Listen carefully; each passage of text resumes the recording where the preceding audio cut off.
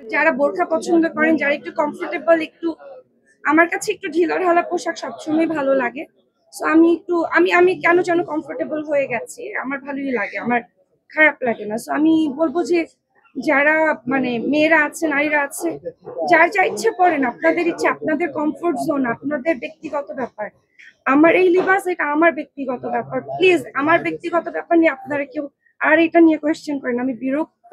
ওমরা থেকে আসার পর থেকে আমি একটু আগে এদিকে বলতেছিলাম যে কোনো জিনিস যদি 40 দিন টানা মানে করা হয়, সেটা প্র্যাকটিস হয়ে যায়, এরপরে না সেটার মানে কমফোর্টেবলি হয়ে যায়, সেটার ইচ্ছাও করে না যে আচ্ছা ঠিক আছে এত মানুষের সামনে আমি যদি এখন মানে আগে যেভাবে আসতাম সেভাবে আমার আসলে আসতে ইচ্ছা হচ্ছে না এখন, এই জন্য আসতেছি না। বাট এটা আপনারা কিছু মানুষ আসলে এটাকে এমন ভাবে দেখাচ্ছে, কেন পোট্রে করছে, আই হ্যাভ নো আইডিয়া।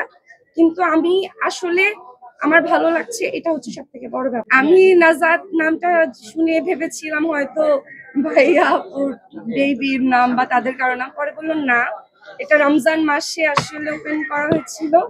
এবং মানে নাজাত হচ্ছে লাস্ট 10 রোজার যে সময়টা, সেটাকে নাজাতের মানে রোজা বলা হয়। সেই নাজাতের সময় তারা এই তাদের শোরুমটা দেখতে দিচ্ছেন। কই আপনারা এখন এটা শেষ করে আমি ভিতরে গিয়ে দেখবো।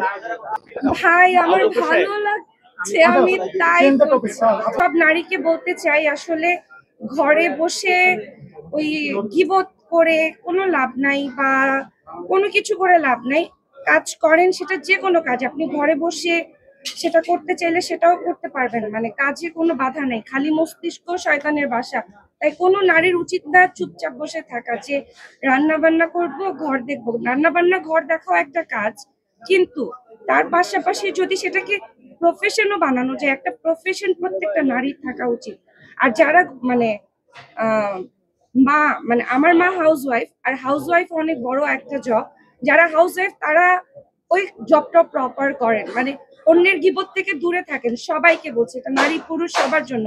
আমরা আসলে নারীদেরকে নিয়ে কাজ করতে চাই, ভালো কিছু করতে চাই। আপনারা সবাই ভালোভাবে আমাদের পাশে থাকবেন, এটাই আশা করছি।